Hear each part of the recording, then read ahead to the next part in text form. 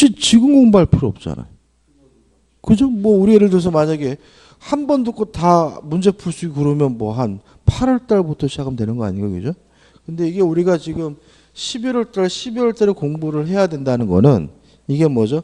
한 번 듣고 모르는 게 당연한 얘기거든요. 근데 자꾸 이게 보면 이제 인터넷도 들어서 보면 어렵다 뭐 아니 그러니까 지금 하지, 그죠? 당연히 그냥 우리가 차근차근 쫓아오시면 돼. 차근차근 해가지고 순서대로 쭉 쫓아오시고 제가 처음에도 말씀드렸지만 안 빠지면 한 번도 안 빠지면 합격하세요. 뭐 별거 없어요. 근데 실제로 이게 어렵거든요. 어려운 건 사실인데 100점 맞아야 되는 게 아니잖아요. 몇 점 맞으면 돼요? 60점. 그거는 극복할 수 있어요. 그죠?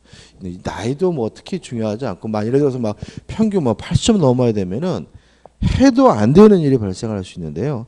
뭐 그렇지는 않아요. 그죠? 차근차근 급하게 생각하지 마시고 따라오시면 되고, 특히 12월 달 강의는 기초 강의니까 뭐 필기도 뭐 굳이 할 필요 없어요. 그냥 뭐 저런 내용이 있구나 해가지고 어떻게 해요? 감 잡고 그냥 재미 느끼고 아까 뭐 사기 같은 것도 뭐 느끼면서 이렇게 좀 찾아오시면 되는 거죠. 그죠?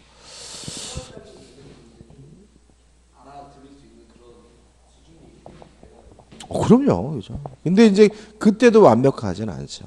그때는 완벽하지 않고 그래도 어느 정도 쫓아가니까 차근차근 이제. 근데 민법은 예를 들어서 우리가 3월달에 처음 모의고사 보실 거거든요.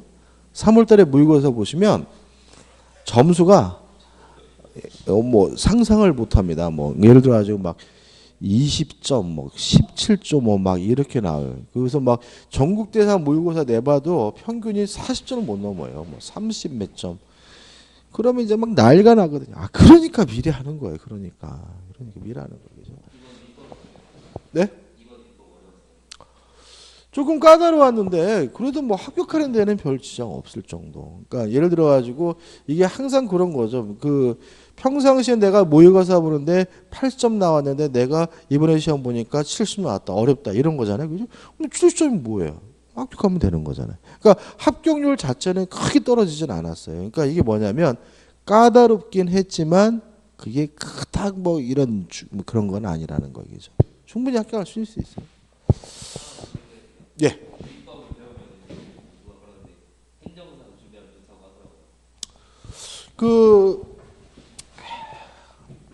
이런 거예요. 그죠? 보면은 우리가 이제 법과 관련된 자격증이 있어요. 시험과 상관이 없는 건데. 변호사 자격증이 있죠. 그죠? 변호사. 근데 지금은 변호사 자격증이 어떻게 바뀌었냐면은 옛날에는 사법시험이니까 어려웠잖아요. 그죠? 근데 지금은 어렵진 않아요. 그 대신 뭐가 필요하죠? 돈이 필요한 사회가 됐어요. 그래서 돈이 있으면 로스쿨 가면은 웬만하면 자격증이 나와요. 그러니까 이게 굉장히 문제예요. 그러니까 뭐냐면은 이게 우리가 지금 자꾸 뭐냐면 양극화가 문제되잖아요.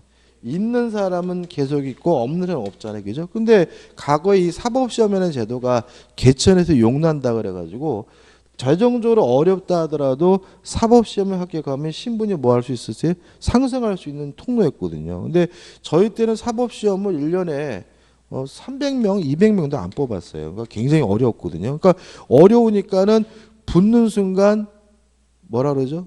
뭐 그냥 뭐 장래가 막 보장이 되는 거죠. 그러니까 이게 신분상의 기회인데 요게 없어지고 뭐가 바뀌었어요? 로스쿨로 바뀌었으니까 대충 말 들어보니까 한 3, 4억은 필요하다는데요.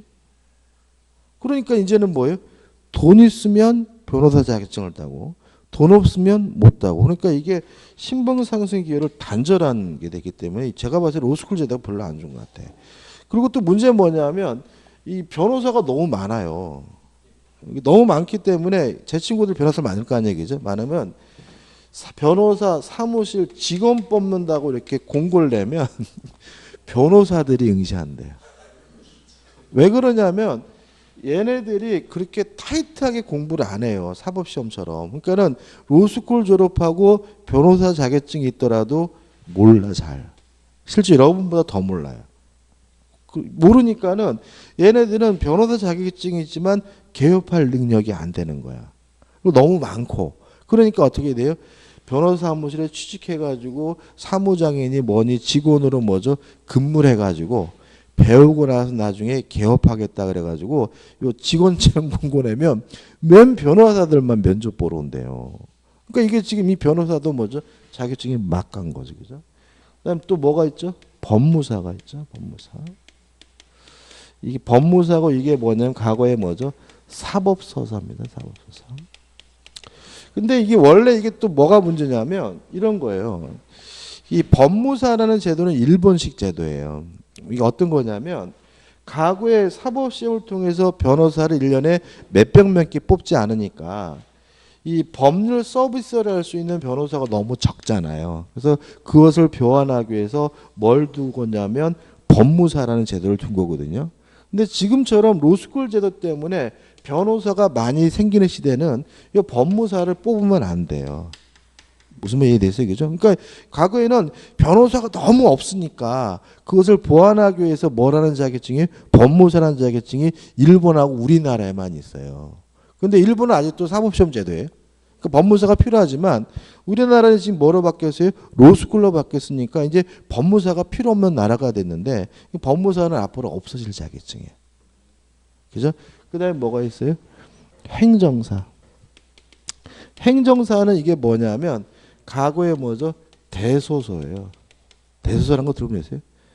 행정서사 뭐 이런 건데 이런 거죠. 그러니까 법무사는 법원과 관련된 일을 하는 사람이고 행정사는 행정부와 관련된 일을 하는 사람이에요. 예를 들어서 만약에 외국인이 왔어요. 그죠? 외국인이 한국에 와서 뭘 하려고 하냐면 귀화 신청을 하려고 해요. 귀화 신청을 하려면 어디다가요? 행정부에 대야 되잖아요. 그죠? 외교부에 되잖아요. 그죠?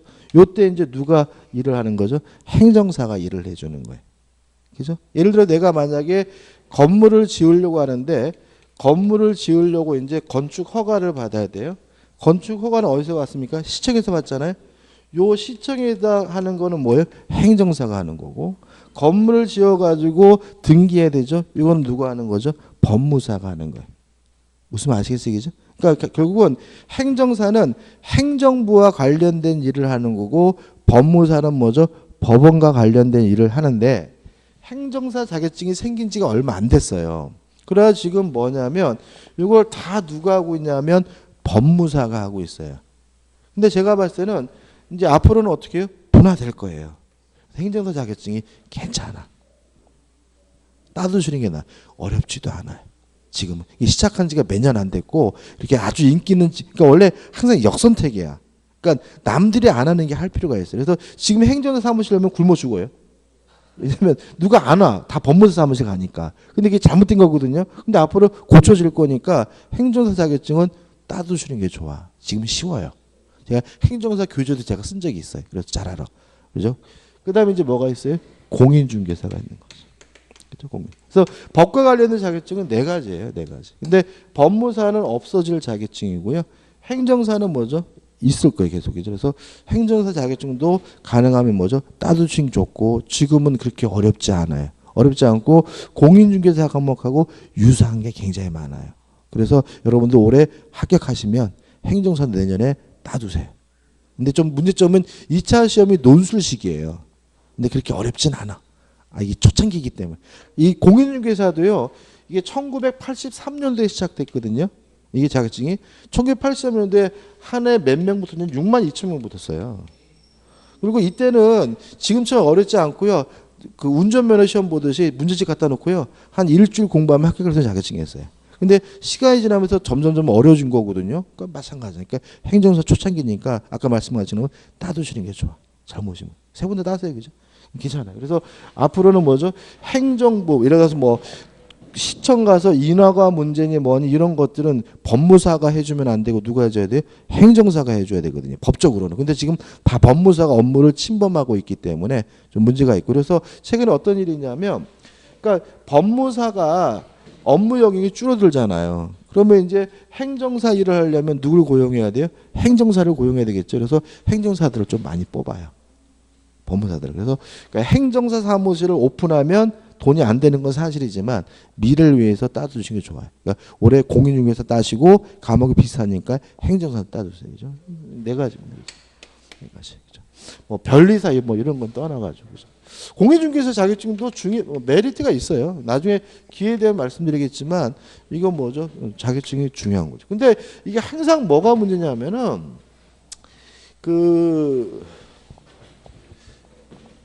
뭐가 문제냐면은 제가 이제 강의를 2002년도에 시작을 했거든요. 제가요. 그때는 학원생이 엄청 많았어요. 여기 대종고시 학원도 2003년도구나. 그러니까 원래 이제 은행동에 있다가 이제 2003년도에 여기로 이제 이사 왔는데 이제 그 강의실이 얼마나 크겠냐면 지금 이 학원 전체가 다 강의실이었어요. 그때는 이제 이 대종고시 학원이 옆에 지금 간호학원 있죠? 간호학원도 같이 썼어요. 이 전체를. 그래가지고 간호학원 자리에 강의실이 하나 있고 그 다음에 정독실이 있고 그 다음에 사무실이 있고요. 그 다음에 이쪽 편 지금 우리 학원생 공간 전체가 강의실 하나였어요. 그래서 이제 수업하러 들어오면 꽉 차 있었어요. 그래서 제가 막 들어올 때 막 쫄잖아요. 한 200명 앉아 있으니까 그죠? 막 이렇게 들어오고 그랬던 기억이 나요. 저 초짜 강사였으니까. 근데 왜 그랬냐면은 부동산 경기가 1997년도 IMF 때 완전히 바닥을 쳤어요. 97년도 IMF 때. 그러면서 회복이 되면서 2002년, 2003년도에 정점을 찍었어요. 그래가지고 이때가 부동산 경기가 굉장히 좋았어요. 그래가지고 요즘에 어떤 상태가 벌어지냐면 중개업 하시는 분들은 1년 해가지고 3억 벌면 빙신. 한 5억은 벌어야 된다. 뭐 이런 식의 사회적 분위기였어요. 그러니까 학원들이 뭐예요? 막 박 터지는 거야. 그냥 막 특강을 하잖아요. 그럼 막 옆에 막 방석 걸고 앉아. 막 자리가 부족해가지고. 그래가지고 그때는 이제 막 장축체육관 있죠? 그거 빌려서 특강하는 학원도 있고 막 그랬어요. 인원이 많아가지고. 근데 문제는 그때 자격증을 따신 분 중에서 현업하시는 이게 12회 때거든요. 12회 때. 12회 때. 제가 이제 그때 2002년도 강의 시작하면 자격증도 그때 바로 따버려서 제가. 근데 12회 때인데 그때 자격증 따신 분 중에서 현업하시는 분들은 아무도 없어요. 왜 그러냐면 요 시점에 합격을 해서 시장에 진입을 했더니 부동산 경기가 뭐예요? 하강을 하는 거죠. 그러니까 이분들은 막 3억, 5억 번다라는 이런 큰 기대를 가지고 시장에 진입을 했는데 부동산 경기가 뭐예요? 하강하는 음역이니까 돈을 못 벌었어요. 오히려 뭐죠? 손해를 많이 보셨어. 그러니까 결국 뭐예요? 이분들은 없어. 그러니까 다시 말하면 이때 돈을 본 분은 뭐예요? 이때 자격증 따신 분이야. 그러니까 97년도 IMF 막 벌어져가지고 이제 부동산은 끝났다. 아파트 그때 대출이자가 몇 프로인지 알아요? 25%였어요. 대출이자가. 제가 96년도에 제가 아파트 사가지고 되게 뼛속 깊이 느낌. 96년도에 아파트 사가지고 97년도쯤에 입주를 했는데 대출이자가 25%였어요. 그때. 그러니까 뭐 부동산 끝났다 막 이런 식이었거든요. 그때 자격증 따신 분들이 요 시점에 돈을 번 거예요. 항상 뭐예요? 사람들이 안 할 때 해야 되는 거예요. 무슨 말인지 아시겠어요? 그 옛날 그 마늘 파동도 있잖아요. 마늘 파동도. 그러니까 뭐예요? 마늘 어떻게 해요? 한 해는 마늘값이 너무 비싸서 정부가 뭐죠? 수입한다고 그러고. 그 다음에는 뭐예요? 마늘값이 폭락해서 농부들이 뭐죠? 갈아엎는 장면이 나오고 그런단 말이죠. 그죠?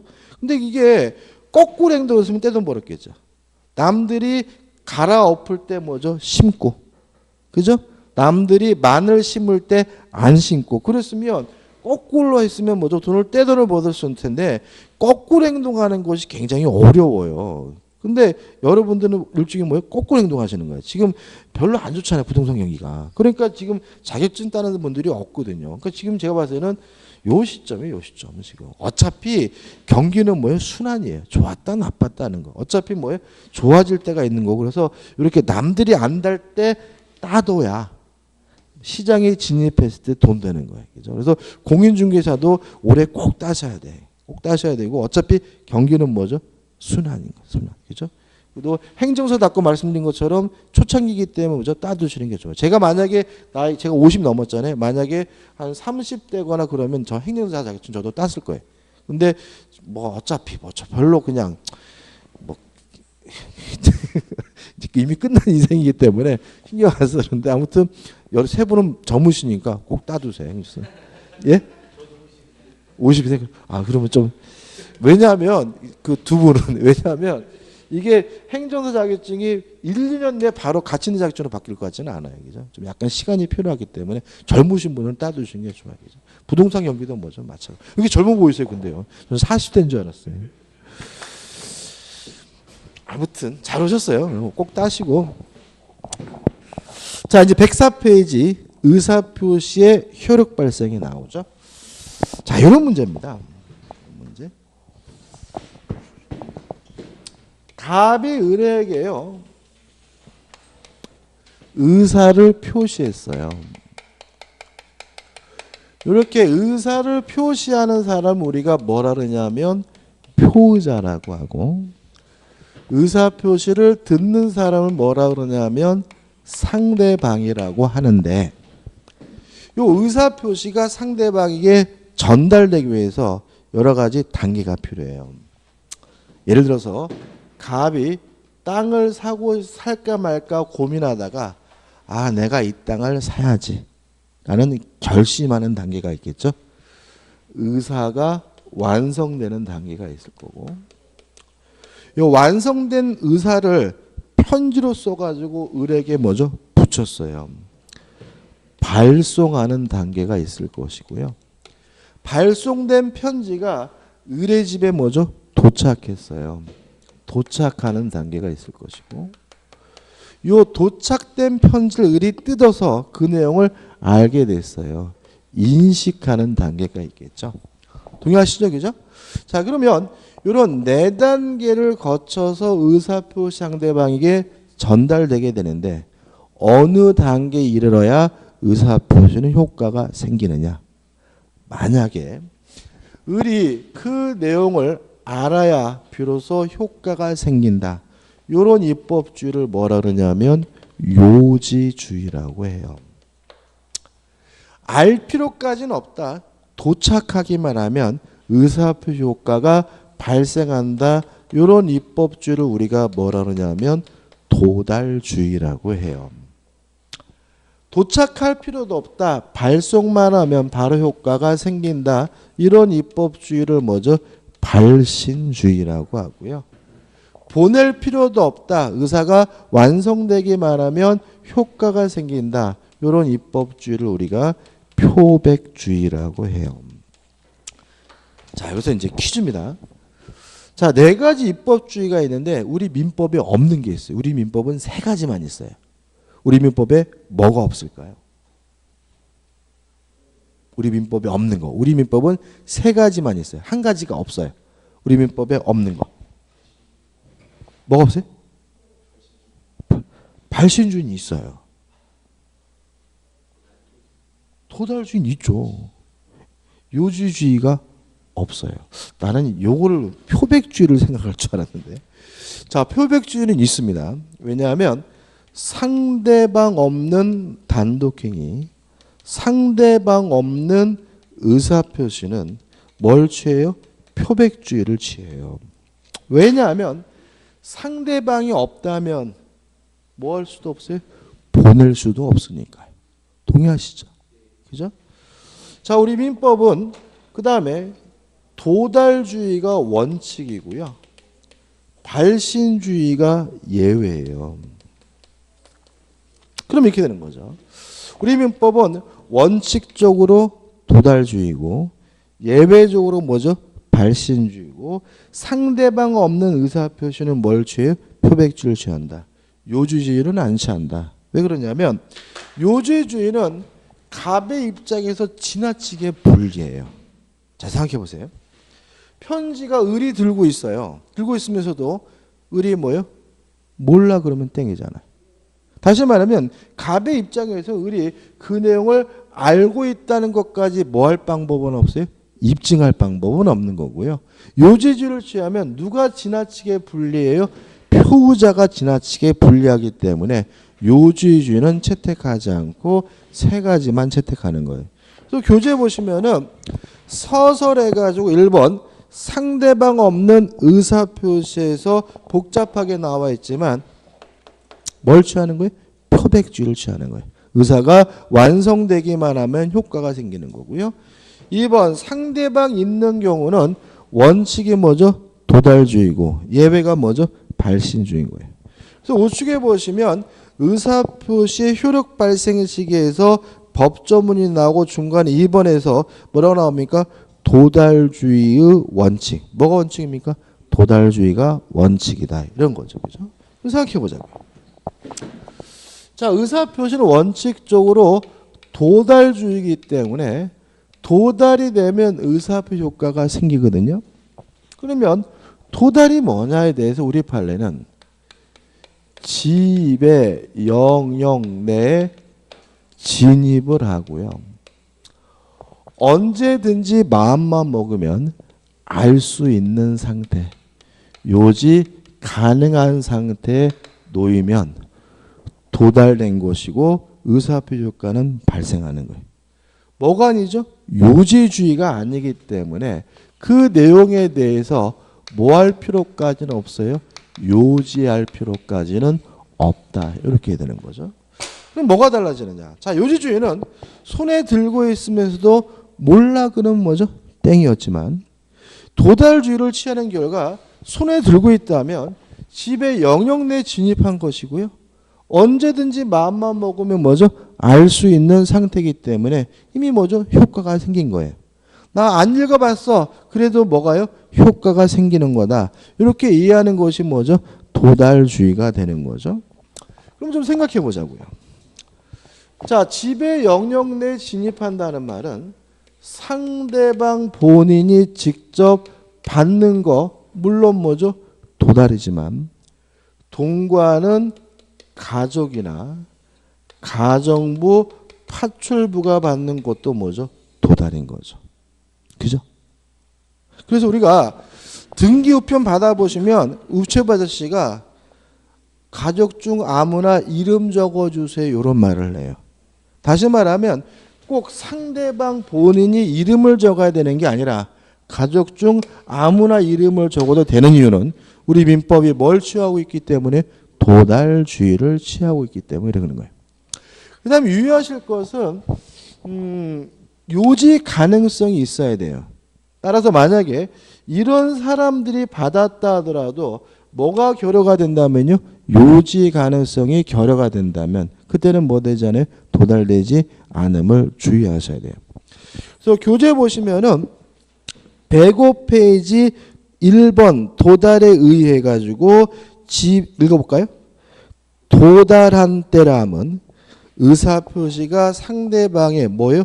지배권 안에 들어가 사회통념상 일반적으로 요지할 수 있는 상태, 요지 가능한 상태가 생겼다고 인정되는 것을 말한다. 그래서 두 가지 요건을 갖추면 뭐죠? 도달이 된다. 그러면 판례도 무슨 의미인지 알 수 있겠죠. 일단 기본적으로 1번은 상대방이 직접 받아야 도달되는 게 아니라 동거하는 가족이나 가중부가 받더라도 집의 영역 내 진입한다면 뭐죠? 도달되는 거다. 근데 문제는 밑에 세 번째 줄이에요. 읽어볼게요. 채권 양도 통지서가 채무자의 주소나 사무소가 아닌 누구 사무소요? 동업자 사무소에서 누가 받았어요? 그 신원이 분명치 않은 자가 받았어요. 그럼 이거는 지배 영역 내 진입됐다고 볼 수는 없는 거죠. 따라서 뭐가 되지 않아요? 도달된 것이 아니다. 이런 의미가 되는 거고요.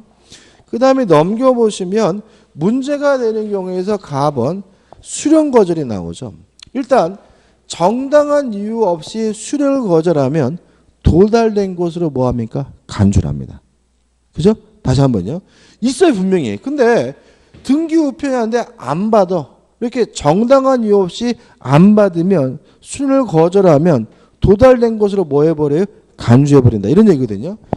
저 기억을 높여서 말씀드리면 우병우 씨 기억나시죠? 그죠?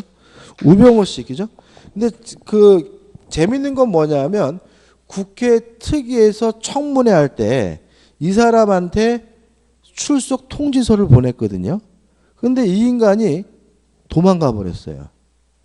왜 도망갔냐면 있는데 안 받으면 도달된 곳으로 뭐가 돼요?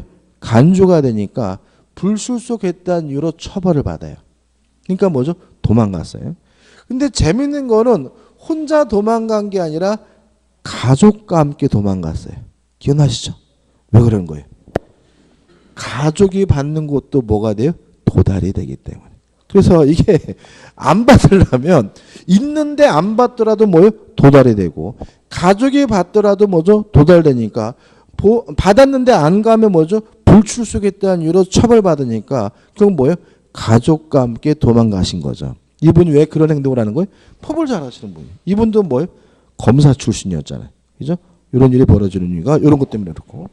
그 다음에 나번 격지자와 대하자는 개념 문제인데 중요한 건 나중에 설명드릴 거고 그 다음에 답은 입증책입니다. 지금 다시 보자고요. 자, 지배 영역 내 진입하고 요지 가능성이 있으면 도달이 되는데 도달됐으면 누가 입증하냐면 도달을 주장하는 사람이 입증하게 됩니다. 그럼 여기서 또 문제가 생겨요. 자, 그럼 이런 얘기죠. 만약에 상대방 을이 주장한다면 상대방이 입증하면 되고요. 표의자가 주장한다면 누가 입증하면 돼요? 표의자가. 상대방이 입증하기 편하죠. 상대방은 어떻게 하면 돼요? 여기 찌렁하고 보여주면 그만이잖아요. 근데 표의자 입장에서는 요 두 가지 요소를 갖췄다는 사실을 입증하기 대단히 곤란하기 때문에 뭐가 필요하냐면 내용 증명 우편이 필요한 겁니다. 뭐가 필요하냐면 등기 우편이 필요합니다. 왜냐하면 내용 증명 우편이나 등기 우편이 발송이 되면 상당한 기간 내에 도달된 것으로 뭘 해주냐면 추정을 해줘요. 근데 유의하실 것은 도달됐음을 추정해 주는 것은 뭐만요? 내용 증명 우편이나 등기 우편에 대해서만 그렇고요.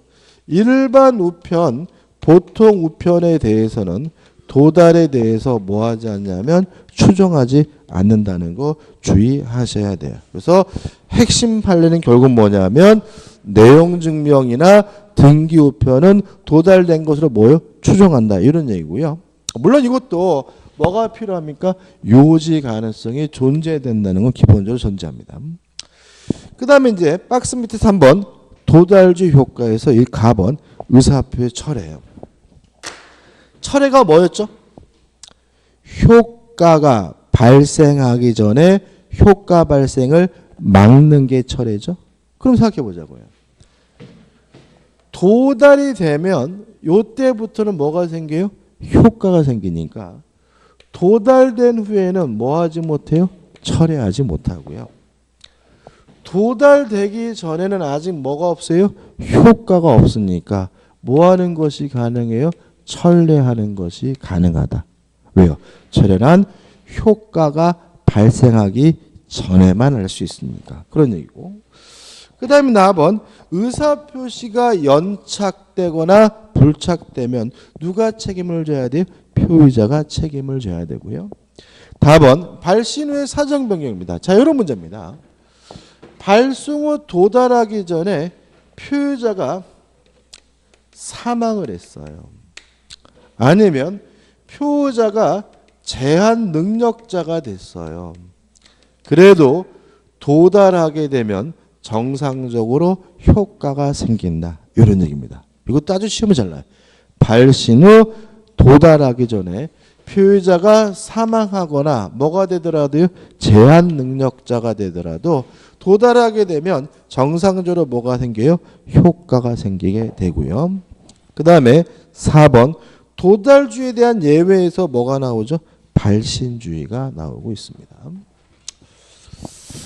자, 또 한번 생각해 보자고요. 왜 도달주의가 원칙일까요?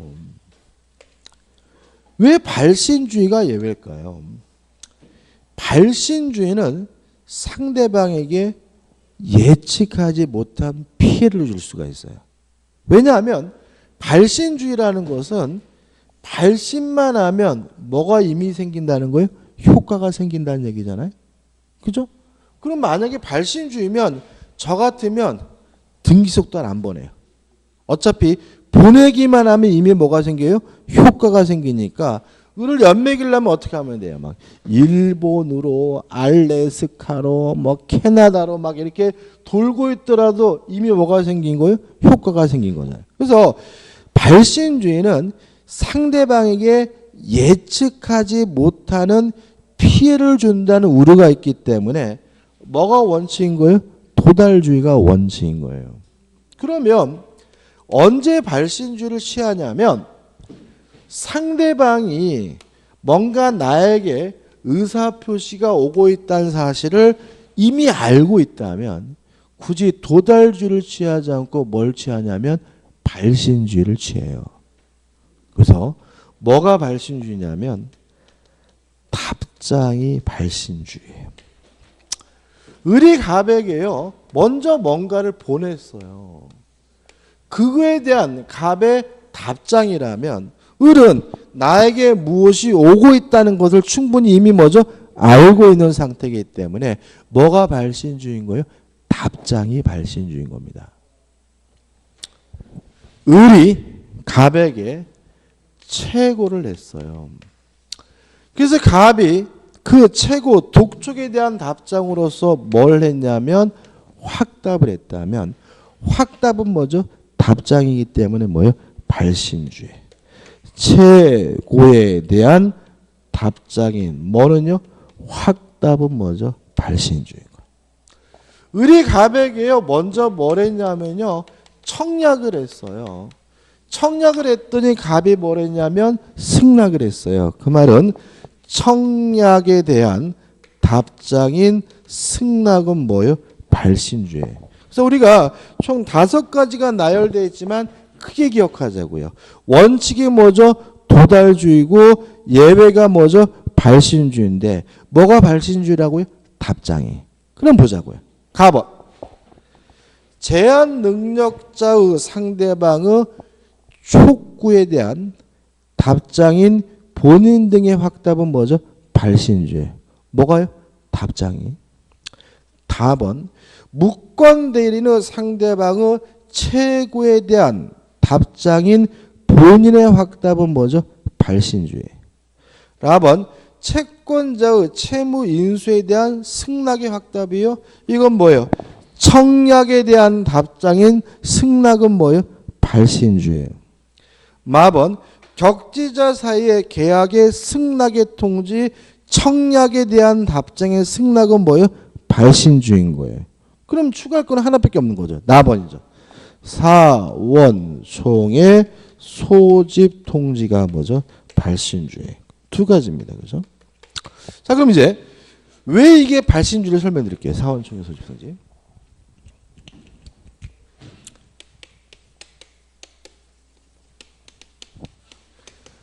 사단법인의 구성원을요 줄여가지고 사자고 원자고 따서 사원이라고 해요. 사원은 뭐죠? 사단법인의 구성원이에요. 그 다음에 사단법인 중에 가장 흔한 일반적인 사단법인이 뭐냐면 주식회사거든요. 그러면 주식회사의 사원은 누구를 말하는 거죠? 주주를 말해요. 주식회사의 구성원이니까. 그죠? 그래서 우리는 사원하면 뭐로 바꿔서 이해되냐면 주주로 바꿔서 이해돼. 뭐로 바꿔서요? 주주로. 근데 이거를 뭐 노조 막 이렇게 생각하면 안 되겠죠? 그래서 우리는 앞으로 사원총회는 노조 집회 직원들 모임이 아니라 뭘 말하는 거예요? 주주총회를 말하는 거예요. 그래서 사원은 뭘 말한다고요? 주주를 말하는 거겠죠. 그럼 생각해 보자고요. 자, 사원총회, 주주총회를 개최하려고 해요. 근데 사원이 주주가 몇 명이냐면 5,000명이에요. 근데 만약에 5,000명 모두가 다 참석을 해야 사원총회를 개최할 수 있는 건 아닙니다. 그렇지만 5,000명 모두에게 뭐는 해야 돼요? 소집 통지는 반드시 해줘야 돼요. 근데 만약에 이 소집 통지를 도달주의를 취해가지고 지배 영역 내에 진입하고 요지 가능성이 있어야 소집 통지한 거다 이렇게 입법화되어 있으면 사원총회를 개최할 방법이 없어요. 왜요? 5천 명 중에 한 명이라도 도달한다면, 한 명이라도 이사 가면 그 주주총회 사원총회는 뭐예요? 무효가 되는 거예요. 그래서 모든 사원에게 소집 통제된다는 의미를 모든 사원에게 뭐만 하면 돼요? 발송만 하면 된다는 의미에서 사원총회 소집 통지는 뭐가 되는 거예요? 발신주의를 취하는 거예요. 그럼 간단합니다. 그죠? 원칙이 뭐죠? 도달주의고 답장과 사원총회 소집 통지가 뭐죠? 발신주의다. 크게 기억하면 되는 거죠. 그 다음에 3번 의사표시에 뭐가 나오냐면 공시송달이 나와요. 자, 아까 제가 우병우 씨 얘기를 했죠. 그죠? 우병우 씨. 아까 제가 우병우 씨가 도망갔다. 왜요? 집에 있으면서 안 받으면 뭐예요? 도달된 것으로 뭐가 돼요? 간주가 되니까. 누구하고요? 가족과 함께 도망갔다. 왜요? 가족이 받아도 뭐예요? 도달이 된 거니까. 그래가지고 그때 당시 여러분 기억 안 나시겠지만 특위에서 공시송달을 해야 된다라는 말이 나왔었어요. 왜 그러냐면 법조문 읽어볼게요. 113조. 표의자가 과실 없이 상대방을 알지 못하거나 상대방의 소재를 알지 못하는 경우에는 의사표시는 민사소송법 공시송달에 규정하여 뭐 할 수 있죠? 송달할 수 있다 되어 있죠? 지금 우병우 씨가 가족과 함께 도망가 버리기 때문에 상대방의 소재를 알지 못하는 경우죠. 그죠? 이때는 뭐 할 수 있습니까? 공시송달할 수가 있습니다. 이해되시나요? 어떻게 하냐면은 법원에다가 청구해요. 법원에다 청구하면 법원 앞 게시판에다가 A4 용지에다가 내용을 이렇게 적어놔요. 적어놓고 2주가 지나게 되면 도달된 곳으로 뭐 하냐면 간주를 하는데 이걸 우리가 뭐라 그러냐면 공시송달이라고 해요. 근데 재밌는 거는 그때도 특위에서 국회의원들이 공시송달할 것을 고려 중이다라고 하다가 못했어요. 왜 안 했냐면 몇 주가 지나면요 2주가 지나면 도달된 곳으로 뭐가 돼요? 간주가 되는데 2주 후면 이미 특위가 끝난 상태였어요. 그 특위가 끝났으니까 2주에 도달된 거 간주돼봤자 뭐가 없어요? 의미가 없는 거죠. 그러니까 뭐예요? 공시송달하려다가 못했어요. 다행히 뭐죠? 마지막 날 우병우 씨가 뭐 하긴 했어요? 출석하기는 했어요. 그때 당시에. 자, 공시송달을 언제 합니까? 과실 없이 상대방이 누군지 모르거나 상대방의 소재를 알지 못하면 뭐 합니까? 공시송달하고 공시송달하게 되면 법원 게시판에다가 붙여놓고 몇 주가 지나면요 2주가 지나면 도달된 것으로 간주가 되는데 이게 뭐예요? 공시송달인 거죠. 그래서 넘겨보시면은 요건 나와 있고 절차 및 효과에서 1번 절차는 읽어볼 필요 없어요. 왜냐하면 구체적인 내용은 민사소송법이고 시험 범위가 아니니까. 효과만 기억하자고요. 게시판에 게시한 날로부터 몇 주일이 지나면요 2주가 지나면 도달된 것으로 뭐가 돼요? 간주가 됩니다. 그 다음에 오늘의 마지막입니다. 의사표시의 수령능력입니다.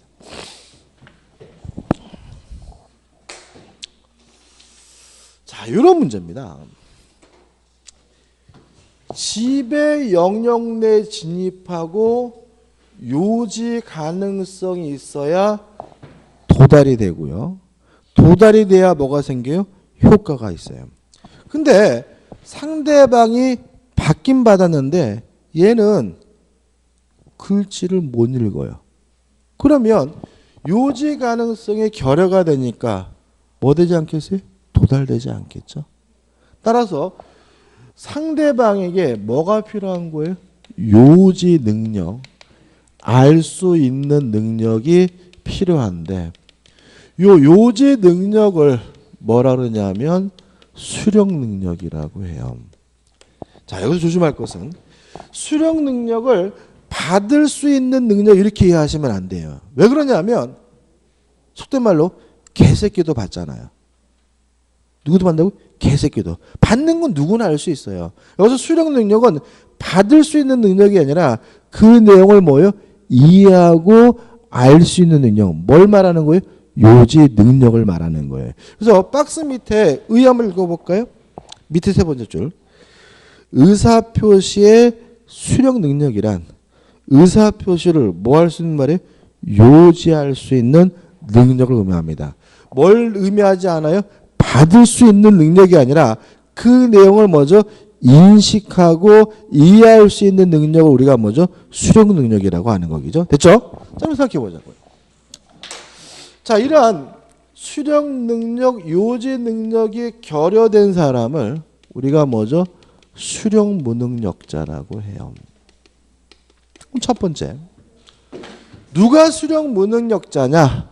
요 문제에 대해서 우리 민법은 모든 제한 능력자는 수령 무능력자라고 일률적으로 규정을 두고 있습니다.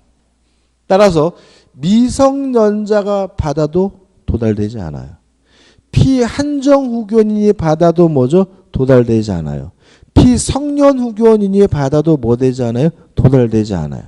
이해되시죠? 제한 능력 개념도 했습니다. 그죠? 따라서 제한 능력자는 뭐죠? 수령 능력자의 의미로 제한 능력자가 받더라도 원칙적으로 뭐 되지 않아요? 도달되지 않습니다. 자, 근데 문제는 두 가지인데, 첫째, 제한 능력자가 받더라도 도달을 안 시키는 이유는 제한 능력자를 뭐 하겠다는 얘기냐면 보호하겠다는 얘기예요. 따라서 자기가 보호받기 싫대요. 굳이 말릴 이유는 없기 때문에 제한 능력자 측에서는 도달을 스스로가 주장하는 것은 뭐예요? 가능해요. 두 번째, 제한 능력자에게는 반드시 뭐가 있냐면 법정 대리인이 있어요. 친권자, 뭐가 있죠? 후견인이 있죠. 친권자나 후견인과 같은 법정 대리인이 안 때는 그때는 뭐가 되냐면 도달이 돼요. 그 다음에 세 번째는 그렇게 중요한 건 아닌데 제한 능력자라 하더라도 예외적으로 능력이 인정되는 경우에는 그 범위에서 무엇도 인정될 수 있냐면 수령 능력도 인정될 수 있다는 것까지 기억해 두시면 돼요. 그죠? 그럼 교재 이제 끝난 거죠. 우측에 보시면 2번 수령 무능력자에 대한 의사표시 이렇게 해서 1번 원칙. 대항하지 못한다는 말은 원칙적으로 도달되지 않고요. 다만 제한 능력자 측에서 도달을 주장하는 것은 뭐죠? 가능하다라고 하고 있고요. 2번 예외. 법정 대리인이 도달을 안 때에는 뭐가 되죠? 도달이 되고 그 다음에 예외적으로 행위 능력이 인정되는 경우에는 수령 능력도 뭐죠? 인정된다는 말이 나오고 언제 이 사람들이 예외적으로 행위 능력이 인정되는지에 대해서 너무 신경 쓰지 마시기 바라고요. 정리하는 의미에서 뭐죠? 대표 예제를 풀어보죠. 의사표시의 효력 발생하라는 설명으로 틀린 것은 1번 표의자가 매매의 청약을 발생한 후 사망하여도 그 청약의 효력에는 영향을 미치지 아니한다. 5죠. 그죠? 발신 후 도달하기 전에 뭐 하더라도요? 사망하더라도 아무런 영향을 미치지 않습니다. 2번 상대방이 정당한 사유 없이 통지의 수령을 거절한 경우에도 그가 통지의 내용을 알 수 있는 객관적 상태에 놓인 때에는 의사표력이 생긴다. 맞는 질문이고요. 3번 표의자가 3번 의사표시 기재된 내용증명 우편입니다. 요거죠. 내용증명 우편이나 등기 우편에 대해서는 발송 후 상당 기간 내에 도달된 것으로 뭐죠? 추정이 되고요. 또 만약에 반송되지 않고 있다면 도달된 것으로 간주해 주기 때문에 내용 증명 우편이 발송되고 달리 반송되지 않았다면 특별한 사정이 없는 한 그 의사표시는 도달된 것으로 본다는 지문은 뭐죠? 맞는 지문이고요. 4번 표의자가 그 통지를 발송한 후 제한 능력자가 됐어요. 어딨나요? 요거죠. 발송 후 제한 능력자가 되더라도 아무런 영향을 미치지 않으므로 제한 능력자가 된 후에도 도달하게 되면 정상적으로 뭐가 생겨요? 효과가 생기므로 그 법정 대리인이 통지 사실을 알기 전에는 의사표력이 없다는 지문은 뭐죠? X가 됩니다. 발신 후 도달하기 전에 표의자가 제한 능력자가 되더라도 아무런 영향을 미치지 않습니다.